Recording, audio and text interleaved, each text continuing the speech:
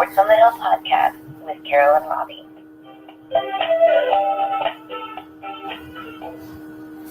Once again, CP3 coming to you live from the lab. Sports on the Hill podcast, Boxing MMA Review, Round 2.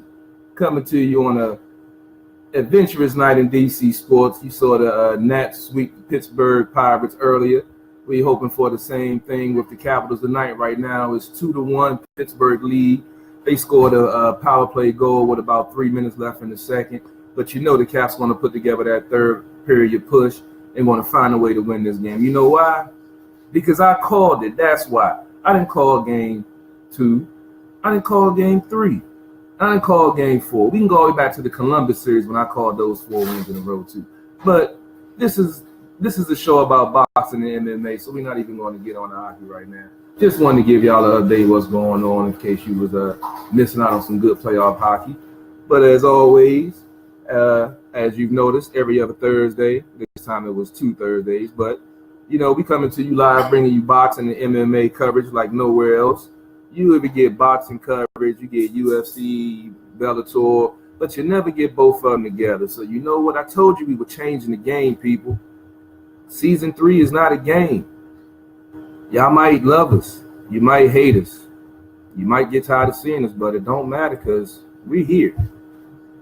And on that note, I'm going to bring in our resident boxing expert, Paul the Boxing Guy. Let's get started. We're going to have EJ calling in a little while, talking about the MMA and the previous Bellator pay-per-view. And we're going to get his thoughts on some of the boxing matches also, because you know we always bring you knowledge and insights from different angles and point of view, but it's still some of the best knowledge you're going to get because it's coming to you from Sports on the Hill podcast on True Radio Network. Paul, how you doing tonight, sir? My man, Carl, I'm doing great. How about you? I'm doing pretty good, man. Things a little tense in the lab, you know, the Caps game on, you know, sweating a little bit, you know, 2-1 lead for the Caps in the series, 2-1 lead for the Pens in the game right now. So hoping for a third period push like we saw in game 3 for the Caps to come home feeling real good after this game. But like I said, I can talk hockey all night long, but we're here for the boxing because that's what you do and that's what you know. So that's why we're going to the expert, Paul, the Boxing Guy. So I understand we had some matches this previous weekend that went down that it was very interesting outcomes. Yeah, it was pretty eventful week. But first, I don't think we got to talk about the results of the fight we previewed last go around. The Adrian Broner fight versus Jesse Vargas that ended in a draw. You know, I mean, a lot of people were upset that supported Broner because they thought he won the fight. While he did come on late and he started to apply the pressure and land some good shots, he just waited too long. So I do think a draw was an acceptable decision. You know, that's putting his career even further in question. You know, he's still young, but, you know, 3 losses and 1 draw. He hadn't really won a substantial fight in quite a while now. So that was the result of his bout. We had Amir Khan make his return to the ring. He knocked out Phil Greco very easy in the first round. Devastating, came back and just whooped him. But, you know, Lo Greco is a nobody. And, you know, I heard Amir Khan calling out guys like Errol Spence. And I'm like, yeah, I don't think that you want to do that. You know, that's not the right guy to be calling out right now. But, yeah, man, as for this past week, we had a local guy, Shakur Stevenson. You know, he fights out of Alexandria, Virginia, but he's from Newark. He's trained at Alexandria. By, you know, fellow T.C. Williams Titan, Kate Baroma, Coach K. He coaches the U.S. Olympic boxing team. You know, Shakur doing his thing, 6-0, 3 knockouts. He defeated a guy named Patrick Riley last week. And, you know, Patrick Riley is one of those guys where he's 12-0 before the fight. And you're looking at him like, you know, 12-0. You know, who's this guy? You know, it's kind of like when Roy Jones fought a guy named Richard Hall that was, I think, 40-0. And, you know, kind of realize that you wonder is that his punch-out record as opposed to his real-life record. Because Shakur Stevenson whooped him. I mean, he made easy work at him in 2 rounds. You know, he was just hitting him with devastating left crosses, left uppercuts, you name it. Anything that was a lead left he was hitting him with. He was working behind the jab, but it was mainly to keep the range.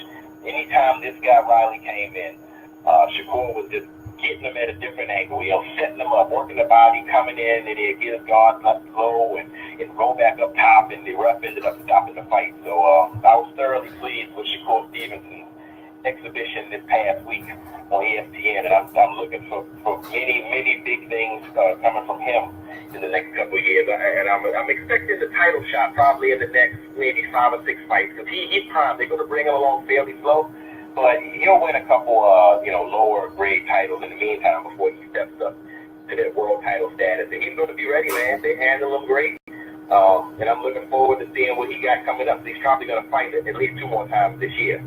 So, hey, Paul. Man, be on the lookout. Yeah, Paul, I got a special guest on the line. I was hoping we would get a call, and we got the call from the 1978 Golden Gloves champ. William Flip Johnson is on the line. I'm about to bring in my man, Flip. How you doing tonight, sir? What's up, CP? Good to talk to you, man. Hey, man, I'm glad to have you on, man. I was hoping you was going to get a chance to call in, man. I know Paul's been chomping at the bit to get to pick your brain some more, and we just been missing each other. So I'm glad to have you on. I'll let y'all two go at it and break down some of this boxing. My man, Flip, how you been? I've been good, Paul. I've been caught up in that gym, man. Hard to get out of that gym, man. Guys, keep coming through that door. You got to train them, man. I tell my lady, I give you about 3 hours, and then I got to get home with my fat. Yes, indeed. But I tell you what, Flip, that's the perfect timing, man, because, we are just talking about Shakur Stevenson. He's boxing out of Alexandria, but he's from Newark and just wanted to see him. Seeing as though he went through the Olympics and came up through the amateur ranks in the D.C. area. Did you get a chance to see him come up through the amateurs all the way up through the Olympics to now? Well, you know what? I was shocked to see his name, you know what I mean? Because I really did not hear, too much about him, because I almost abandoned the sport because I started working, and then, I got away from it for a couple of years. And then it just started haunting me, and I had to get back to the gym, So right now, I already know I got one person in mind that's getting ready to fight just in a couple of weeks, and that's our homie, Gary Russell. Yep. And so he just texted me, and just invited my gym and stuff over to his gym to watch him on May the 11th. And then he's going to fight Diaz on the 19th of May. So I'm looking forward to that fight. Yes, indeed. Me and Carol were just talking about Gary Russell. I was looking because I had to make sure which Gary Russell, because he's got a couple other brothers named Gary Russell. Every one of them, it's 4 or 5 of them, all of them named Gary Russell, but they normally go by their middle name. Okay. But he goes by Gary Russell all the time, but everybody else got a middle name that they go by. This is the Gary Russell. This was the younger Gary Russell who just fought in the Olympics, correct? No, this is his brother, the one that went to the Olympics. Okay. Before he did, but when he got there, he got dehydrated, he couldn't make weight, and he couldn't even fight in the Olympics. It was a sad situation. I do remember that. I do. The Post is running articles on it. I do remember that. But how can that family, I got to get my hat goes off to his father, his trainer, because he put 2 kids in the Olympics, and I mean, that just don't happen, you know what I mean? It just don't happen, and so he got to get his credit, and credit got to go where it's due, Yes, indeed. And right now we're going to salute Mr. Gary Russell Sr. for being able to produce, and then he still got 2 more on the way up. You see, that I tell you what, that's a testament to being a good parent and also, guide your children correct. Because like you said, it's hard enough to get one in the Olympic shoot. It's hard enough to win the Golden Gloves. It's hard enough to win the Golden Gloves. I'm telling you, these guys, they win the national title, and I mean, I got to constantly say his name because of the fact that, nobody's done what he has done. And he needs all the credibility that he can get. And he's a personally good friend of mine, and, I go over there and visit him. And I will be going over there on May 11th. They got a good sit-in just to watch him work out, and just to build his morale for the fight on the 19th at the MGM. here in Oxon Hill, Maryland. Is this guy? Is this his first time fighting in the whole? I know the MGM hasn't been here for so long, but is this his first time having an opportunity to fight? This will be his second time. Okay. Yeah, he fought in the MGM. The first fight that ever was in the MGM, he fought it. He fought it. Oh man. Yeah. And now he's coming back, because we didn't have an MGM like this, and I mean, for it to be here, we have to take advantage of it and highlight the guys that is fighting here in our area, in the DMV. Yes, indeed. That's one They got the opportunity, man. They got the opportunity, man. And I mean, like you said, man, that's a big opportunity. It put the area on showcase. A lot of good fighters, come out of that area.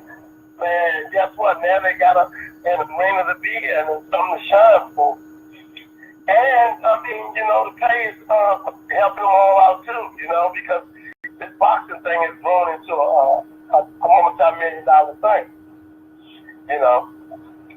Hats go on to all these guys, and hopefully they be very serious about the sport, because it is a dangerous sport. But it gives you a chance to make a living, and these guys can go out there and make millions for them and their family.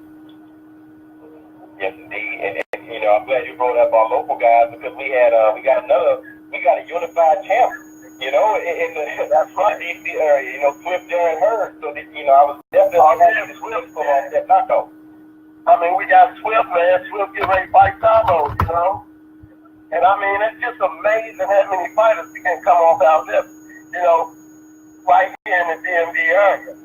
And we got to stand behind these kids and support them. And what you guys do every week, and that's why I appreciate having the opportunity to get on the air and talk about these kids. Well, I tell you what, you bring a definite, level of expertise, that, I love to pick your brain and ask you your opinions, and we appreciate you being on, especially, I totally, me and Carol were just talking about the Gary Russell bout coming up, and I forgot it was back at home. I forgot it was at the MGM. I know Carol brought it up to me. These times when I wish I didn't live in Charlotte, and I wish I could live back home and I could shoot on over. Yes, indeed. And I mean, the arena is just a beautiful place. I mean, MGM is it's just superb, I mean, you think you're in Vegas. I mean, it really makes you feel like you're in Vegas. If you ever get home and get the chance to visit the Gaylord, the MGM, and to walk around in that environment over there, I mean, it really makes you seem like you went on a long vacation someplace, and you're right here at home. Yeah, I'm looking forward to it. I'll be there. I will be there. I was at his first fight. I'm going to be there in the second. Yes, indeed. I need to get back up there. I rode by, saw the outside of it when they were building it. Last time I went home, I rode past it and said, man, that thing looks like a spaceship.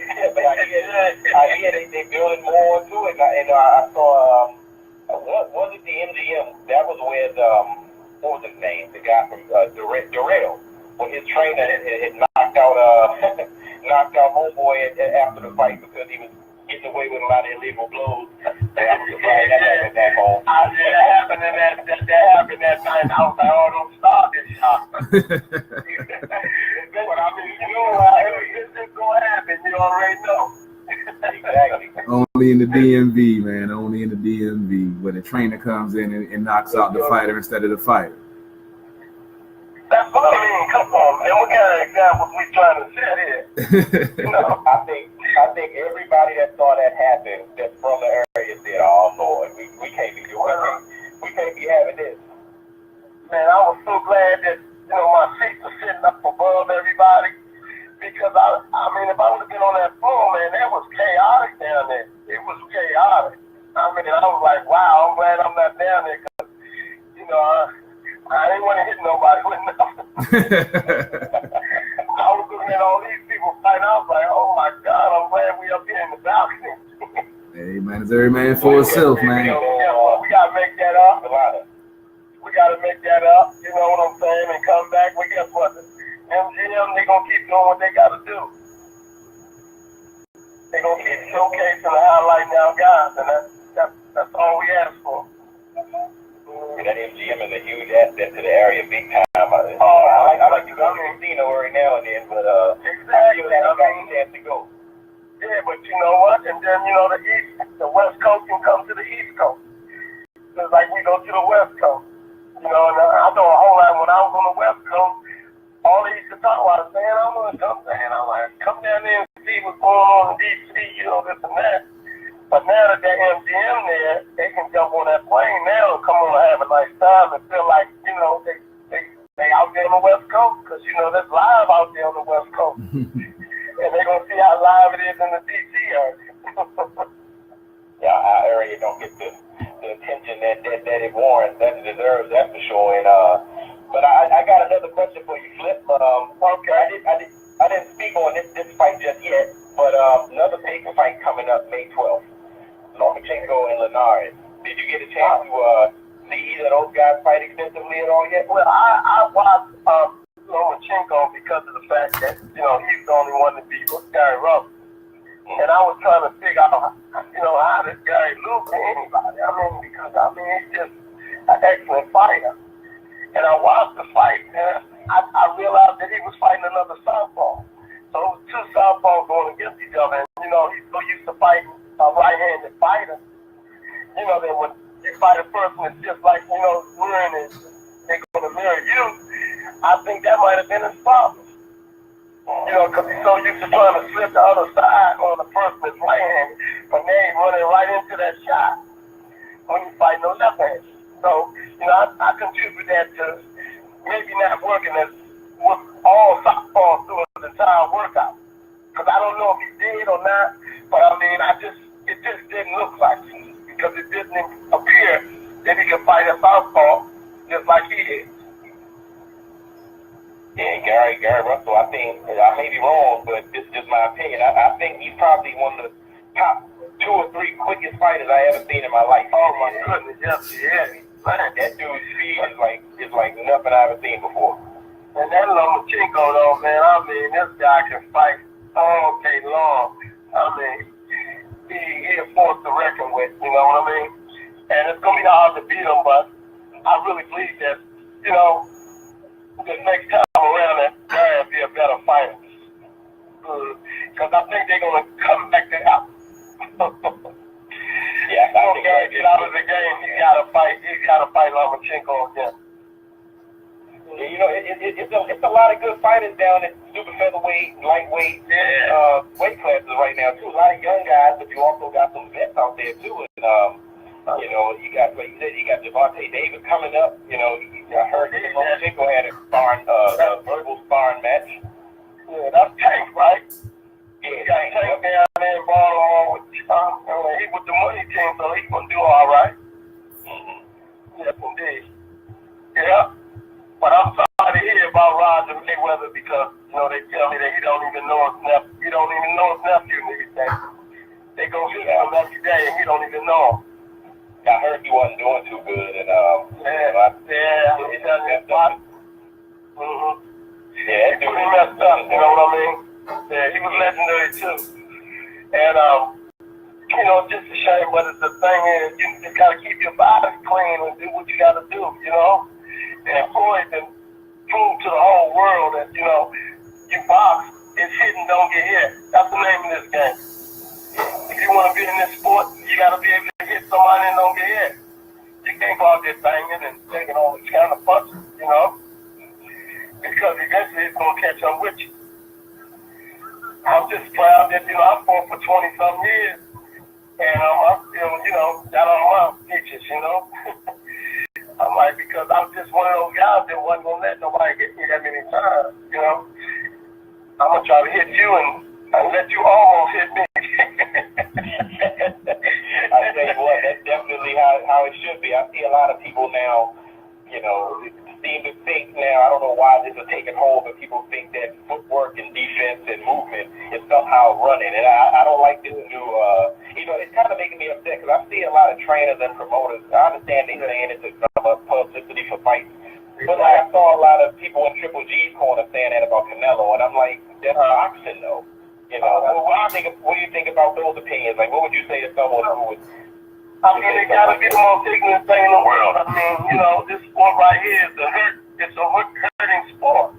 I mean, but if you don't stand there to get hurt, I mean, you're doing what you're supposed to do. I mean, come on now. We can't, I mean, if you're getting hit too much, then you gotta get out of that game. And it's not fun when you're getting beat up every day. And you can't do that.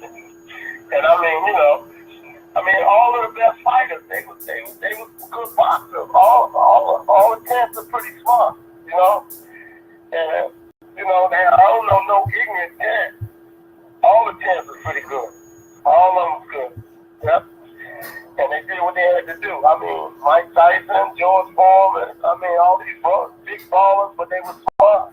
And they did what they had to do. And all those careers proved that. That's true. Guys like Bernard Hopkins fighting till he's, you know, Getting that close, man. Yeah. Come on, man. Not get hit. And you know, that's one thing too, Flip. You know, you brought up the old time guys, and I saw a lot of people giving Floyd Mayweather flack for being defensive, counter punching, but yet they praise Muhammad Ali. And I heard somebody saying Ali's career on tape. I said, you know, Ali sometimes would go 45 seconds and not even throw a punch. So you know, you can't praise one and not the other. You know. Yeah. But the thing is, at the end of the day, I mean, he's the best that ever did it. I mean, because guess what? It is a business. And I mean, yeah, I can never say a negative thing about him because of the fact that whatever he did and made the most out of it. So, you know, if I had to look up to anybody in the sport, it would be Mayweather. And if I would tell my kids to look up to something like that, you know, in this sport, and the way he fights. You know, because he's just going to be around. He's going to be around long enough to spend all that money. Or all the money. He might can't spend all that money, but he's going to enjoy it. Pass it to the next generation, you know. That's right. None of his kids have to worry about anything. Exactly. And that's a dream that we all had. He made it happen for himself, so we got to salute him. Mm-hmm. Yeah. But man, get back to them guys, our local guys get ready to do their thing. And we're going to wish them all the best. Mm-hmm. We definitely got to show love. All right, Flip, as always, man, I appreciate your insights. I know you got to get ready to get out of here. I know you're probably tired from working and hitting the gym. So, as always, we appreciate your insights. I know Paul probably had one more question he probably want to try to get in before you get out of here. Hey, Paul, guess what I'm going to do? I gotta get on top of my game, man. Start keeping up with this, our new culture coming up. But I tell you, I'm getting on the air and I want to mention all of them that's doing what they're supposed to be doing. So I got to do my homework. I appreciate it. Well, I definitely appreciate you, Flip. You know, I love to get to come on, and I can ask a million questions. So I love you, Jay. Well, y'all take care, man. It's been a pleasure, man. We gonna wish everybody luck. All right, Flip, I'll holler at you tomorrow, man. Appreciate you taking the time, man. Get some rest, and I'll see you tomorrow. All right, later, man. All right, peace out, guys. All right. yes, indeed. Main man, Flip Johnson, 1978 Golden Gloves champ at 112 pounds. Glad to have him on. We're still waiting on EJ to give me a call. He, he's our NCAA basketball, NBA basketball, lacrosse. He actually coaches soccer. He's one of our soccer correspondents. So, like I said, when we bring our experts in, they're not just one facet. They can cover many gambits of sports information and knowledge and insight. So he was coaching this game tonight. He said he'd be calling around 9:30. So we're waiting on him. So Paul, we can go ahead and get into. You already broke down something about the Gary Russell fight. You know, we can definitely dig deeper into Lomachenko because I still haven't got a chance to see one of his fights. Recent. I think I'm gonna have to go on YouTube and look at some footage because the highlight reel that we put out earlier had me like, man, this dude looks like he's serious. I need to really check him out. And just real quick, man, once again, give a shout out to Flip. Yeah, I can ask Flip a million questions. You know, he say one thing and I'm thinking of something else. So it's always good to have Flip on. But yeah, man, you know, we got the Lomachenko and Linares fight coming up on May 12th. You know, we'll cover that one a little bit because we're not going to be on again before that fight. But you know, Carol, and I'm telling you, I never doubted Lomachenko's ability, but I didn't like the hype train behind him. When he was like 7-1, top rank, and ESPN was saying, this is the best fighter of all time. I'm like, you know, hold your brakes a little bit. He's 7-1, right? But, you know, he definitely is a monster. And, you know, he lost put it this way, his second pro fight was a title fight. Second. So I'm finally giving him his props now. There's nobody that's boxing right now that can replicate or do what he does. I mean, he I hate to say it, it's kind of weird when you say modernize the sport because, you know, the human body can't do but so much. But he brings a style that it's almost like how Roy Jones went against conventional boxing wisdom with his athleticism and his points of attack and how you not rely on orthodox or southpaw stance. Well, Lomachenko is similar to that, meaning, you know, this dude can switch between right hand and left hand stance like it's nothing. I mean, this dude uses shuffle steps like I've never seen before. I mean, he'll be in front of you, he'll take a huge hop, a huge shuffle step to his right, and then, you know, land a left, you know, uppercut, you know, right on your chin. And, you know, he's a southpaw too, but the dude is a beast. He has a lot of, you know, timing techniques. You know, he'll hold his guard up for a second and come in and not throw a punch, get you, you know, to put your guard up and freeze you for a second and then clock you there. He'll kind of, I call it a rodeo. He'll get close to you and spin around you and, you know, work an angle and wear out that body. He sets you up. He'll go body, head. He doesn't use conventional combinations, conventional points of attack and angles. And that's coming up May 12th, man. And Jorge Linares is no slouch. That's going to be his toughest fight to date. But I do expect him to win. Linares is actually the champ. So, you know, I almost said Triple G. Lomachenko is moving up in weight. And, you know, it's only 1 inch difference. Only, I think, 1 inch reach advantage for Linares. So, you know, Lomachenko is just a guy where he has the skill and technique to break anybody down. And honestly, you know, I don't see anybody beating him below 147. I just don't. I don't see anybody beating him below 147. I love Tank Davis. I can't see it. You know, Shakur is still young. He's not going to be able to get in the ring with him, you know, anytime soon. You know, Mikey Garcia is a guy at 147, 140 right now. I don't think that's going to happen anytime soon. But it's just, put it this way, Carol. I think his last 3 opponents have quit on the stool in between rounds. Dang, that's serious right there. If you can get a professional boxer to say, you know what, I'm not going back out there because this dude is punishing me, that's major. But while we have a quick second, I see EJ has called in. The Caps game, unfortunately, is still 2-1 Pittsburgh with 8 minutes and 19 seconds left in the third. Capitals trying to put a push on, but the Pens are playing pretty well at home. I'm still looking for that Caps push to tie this up. Pens are only 1-3 at home this postseason, so I'm looking forward to the Caps scoring to tie this game up pretty soon. But I'm going to go ahead and bring EJ in and let another set of boxing experts break it down. I know we were talking about Lomachenko, and I know when I spoke to EJ previously, he was excited about Lomachenko also. How you doing tonight, EJ? Good, man. I'm not going to pull one of Lomachenko's last 3 opponents. I'm not going to quit on you tonight. I'm going to stand on the floor and go around and get exchange. Glad to hear it, man. Glad to hear it. I was telling the folks that you was doing your coaching thing tonight before you had to come on. So how did things go with your game tonight? Great game. I'm helping out with some great goalies at Seafront High School in Richmond, Virginia right now, and they're 12-0, and they moved up to 13-0 today. They were down 2-1 at halftime, and the boys really came out in the second half and played well, and my goalie balled out, so it was a good win. But I'm ready to talk MMA and some boxing with the ghost at this right now with you guys. So. All right, I appreciate that. Well, congratulations on the victory, and I'll let you and Paul get to talking about Lomachenko. Like I said, I haven't had a chance to watch any of him live. Paul put together a great highlight video that I put out, and I was watching some of the knockdowns and knockouts, and this dude is pretty serious. So I'll let you two boxing experts chop it up about Lomachenko whatever else y'all want to talk about before we get into MMA. So what I love about Lomachenko, one day my buddy was over at my house, and he said, right now, who's the one boxer you would never want to fight? And he's like, I'm going to go with Anthony Joshua. And I said, no way, my friend. I don't want to fight Lomachenko because that guy, he showboats, he's hard to hit in the ring, he gets you frustrated, and he hits you with little shots, but they add up to big shots later in the fight, and he just breaks your will. He just kills you, and makes you quit on school. I like my man said, I don't know if there's anyone that can beat him at below 147. The fight I'd love to see them make is him and Mikey Garcia. I think that would be a fun fight. Mikey Garcia is tough, tough Mexican fighter, tough chin. I don't think he's going to quit. I think he's going to go 12 rounds. He has knockout power. And the one fight Lomachenko lost was in his second fight against another Mexican fighter.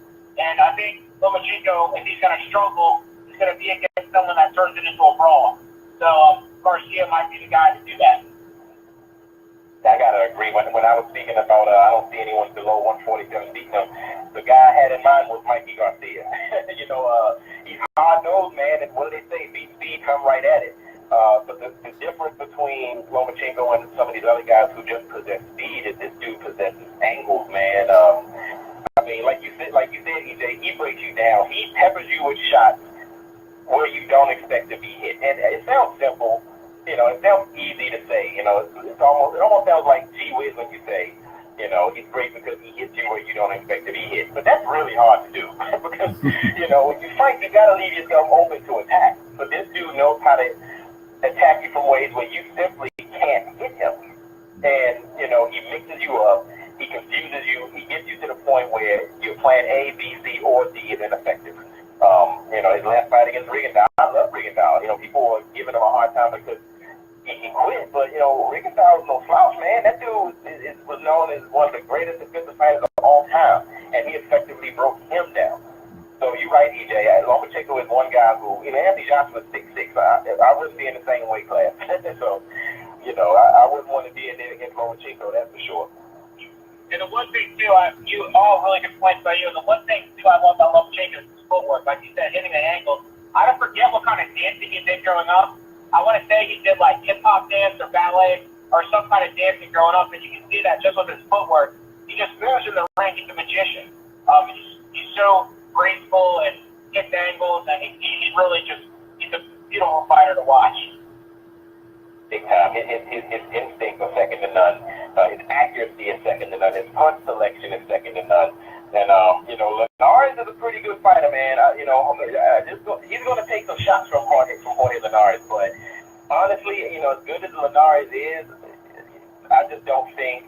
Just like I can say Lomachenko hasn't fought anyone that Linares is. Well, he fought Gary Russell. Gary Russell's a beast. Like I said, he's the only one to beat Gary Russell. But that.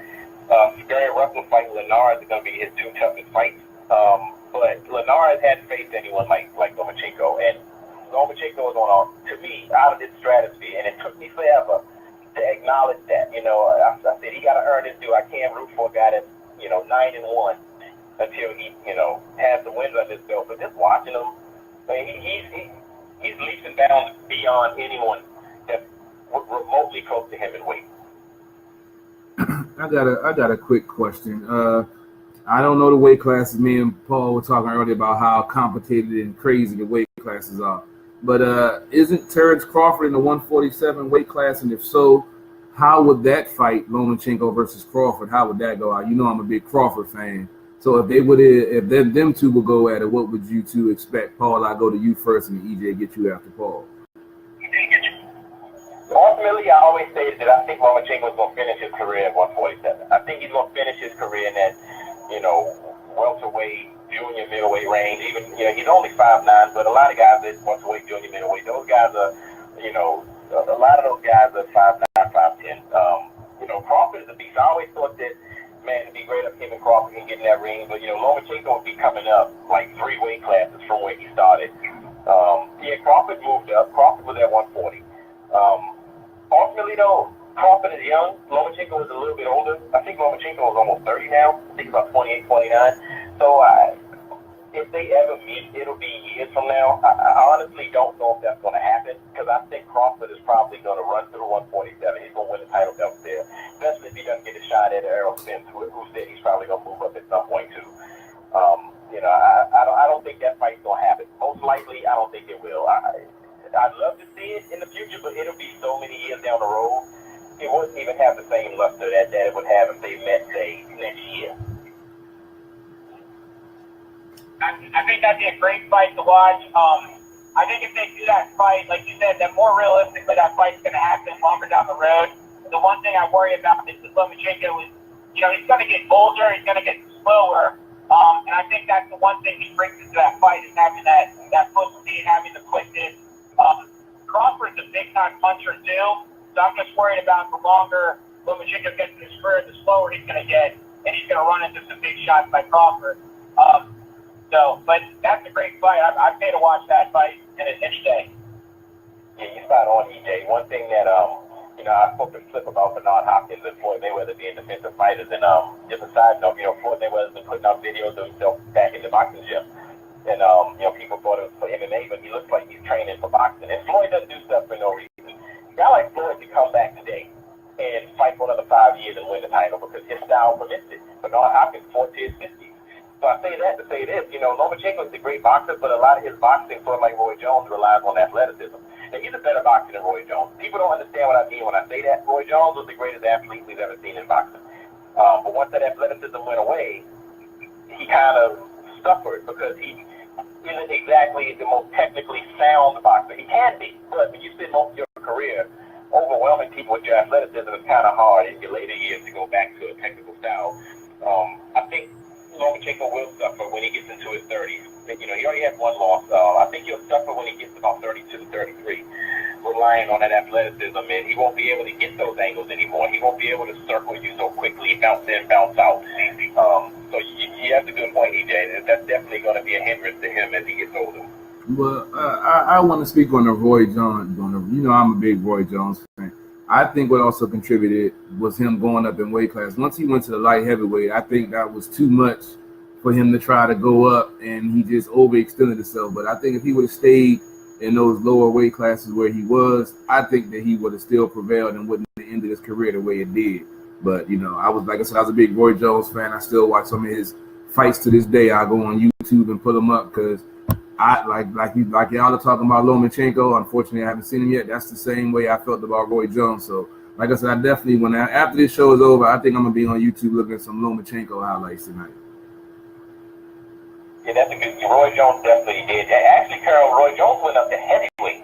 He went up from, I think, super middleweight all the way up to light heavyweight for a lot of his career. Then he jumped to heavyweight, beat John Ruiz, won the heavyweight title, then moved back down. And once he moved back down after being a heavyweight, that's when his career started to suffer.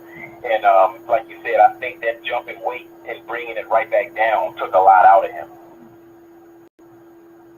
What about you, EJ? What do you say about the Roy Jones subject? Get your opinion before we wrap up and get into this MMA talk. I know it's probably some more fights I want to talk about, so I'll let you get your opinion and let y'all wrap up the boxing and we can get into the MMA side of things. Well, speaking of rap, I love Roy Jones Jr. after the song "Can't Be Touched" came out about him. That's when I really fell in love with the man. I think he's one of to me he's top 15 boxer of all time. But I think as he got older, his athleticism went away. That took away from him. I think changing weight definitely hurt him too. But I love that his last fight he beat Bobby Gunn, the bare knuckle boxing guy who thinks he can beat anyone. That was the kind of fun to watch, watch him beat a wannabe boxer and beat him down. So. Sounds good. Maybe old, but Roy Jones still got those hands. Yes, indeed. So we already talked about the Lomachenko fight. We talked about EJ. We talked about the Gary Russell fight. What's your impressions of Gary Russell? Which one is it, Paul? You said it's like 5 of them, so I don't know which Gary Russell. If EJ is going to know which one we're talking about. This is the Gary Russell who's been established. He's champion, or he fought Lomachenko, and Lomachenko won by decision. This is the lightning quick, fastest hands in boxing, 13 punches in 1 second, Gary Russell. And who's he going against? He's fighting against what's his Diaz? I can't remember his first name. I can't remember his first name. Is he fighting Jojo Diaz? Yeah. That's gonna be a great fight. I think Russell's hands are gonna be too quick for JoJo. I think he's got to make it a boxing fight. JoJo's gonna try to rough it up, turn it into a backyard fight.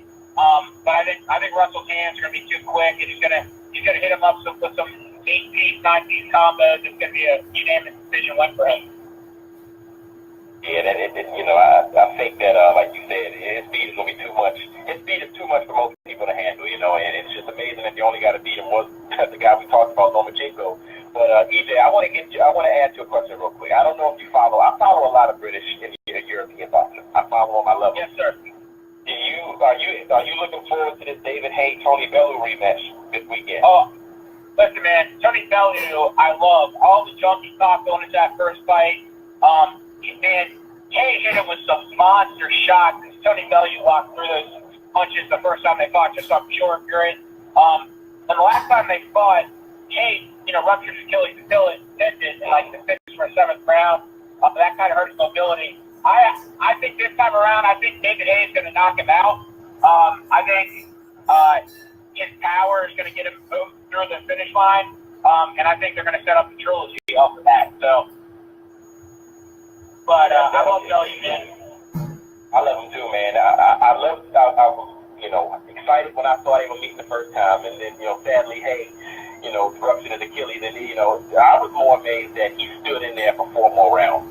I mean, even when his corner threw in the towel, he got knocked out of the ring, but it wasn't really a heavy blow that did it. He just had one leg.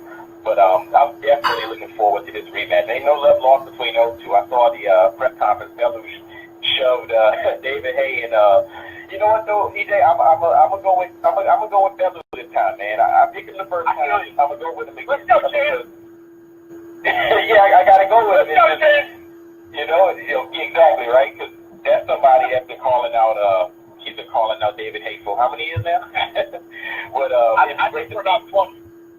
Yeah, exactly. He's been calling out Wilder. He's been calling out everybody. But when I brought up Shannon Briggs' name to Carol a few weeks ago, Carol was amazed that he was still out there. That's crazy that I still can't get over he's still fighting. But the Capitals game, unfortunately, is 3-1. Oshie Entertained just went to a hockey game and a boxing match broke out. They was getting into it. It's been a chippy game. Unfortunately, look like we're coming back to Capital One for a Saturday game, tied up 2-2 with a best of 3. It's 52 seconds left. I don't like saying the game is over, but it's 3-1. Game's pretty much out of reach, and we'll be having a game. We will be having a game 6 on Monday for our 100th episode. So once the game time is announced, which should be probably within a few hours of this game ending, we'll let you know what time we'll be starting for the pregame of Game 6.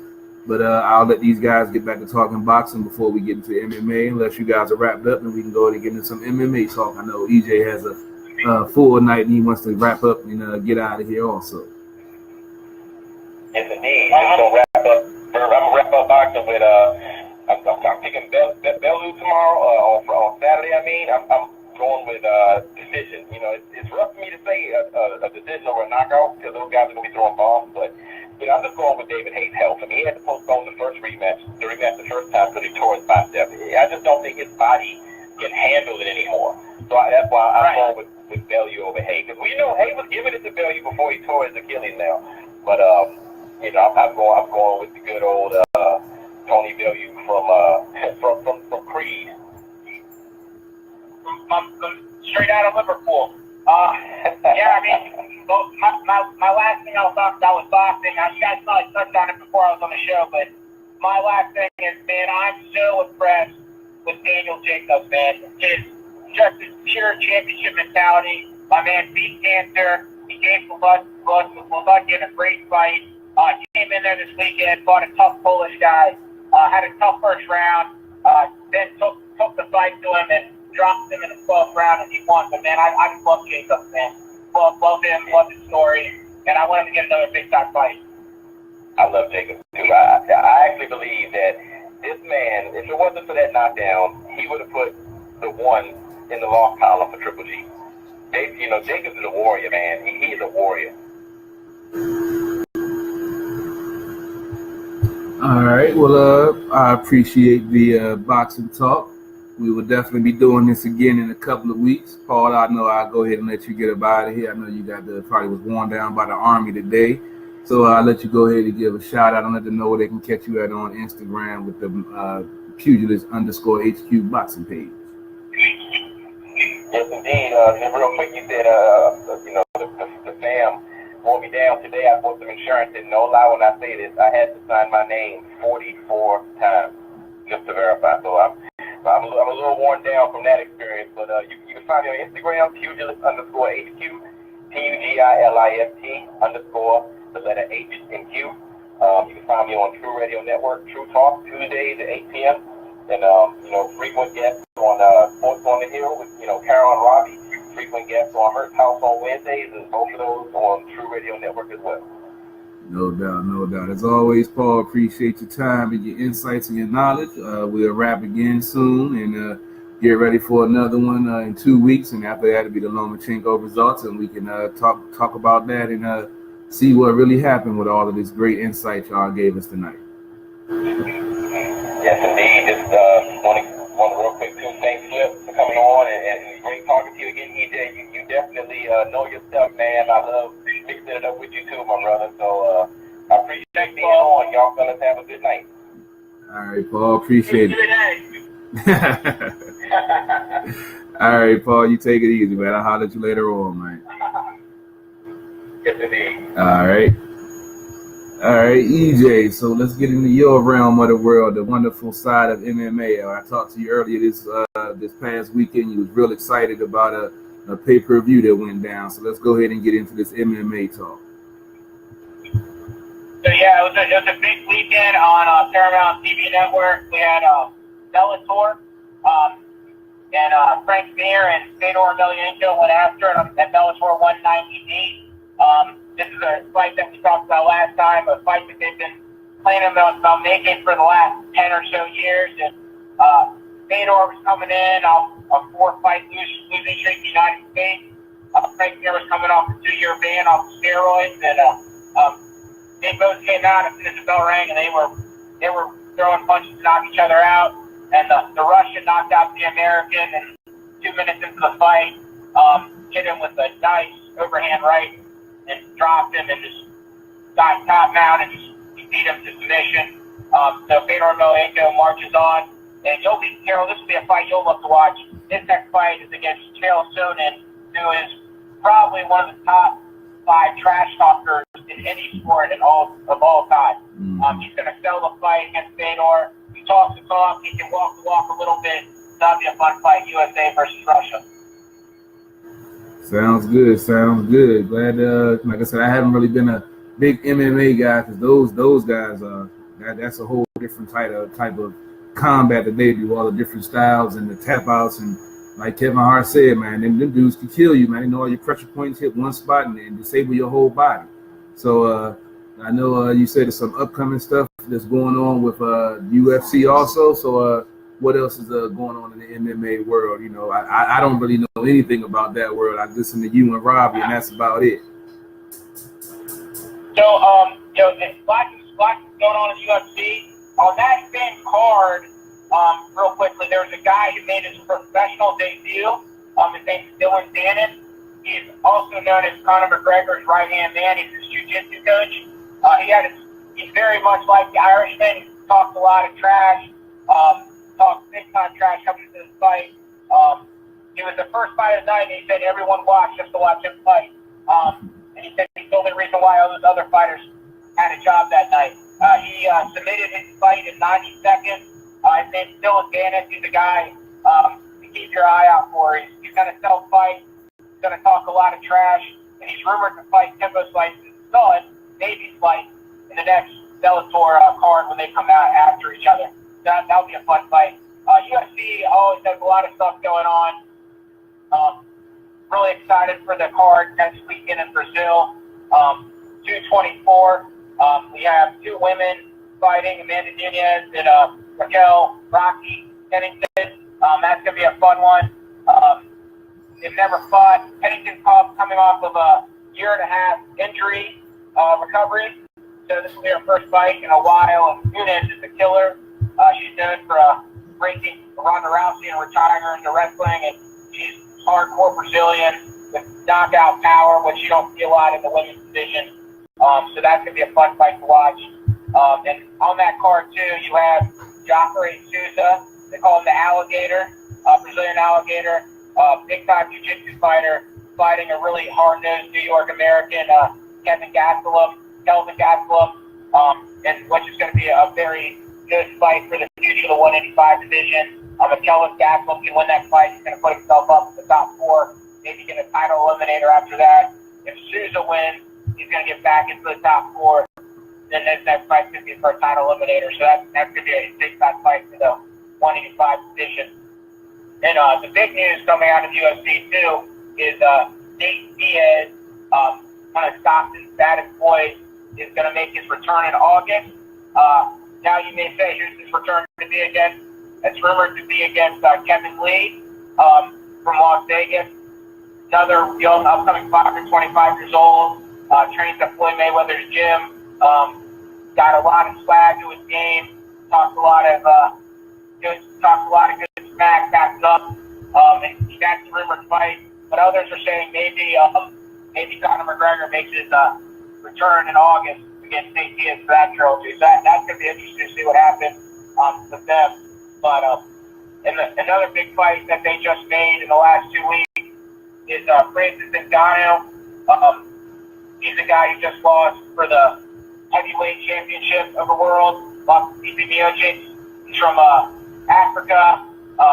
Just an amazing story. He was working in the field, and actually he was digging in sand for gold, and he got with a guy, and they brought him to France, and he trained hard, and he made a couple of fights, and then he made his UFC debut, and he had a bunch of wins.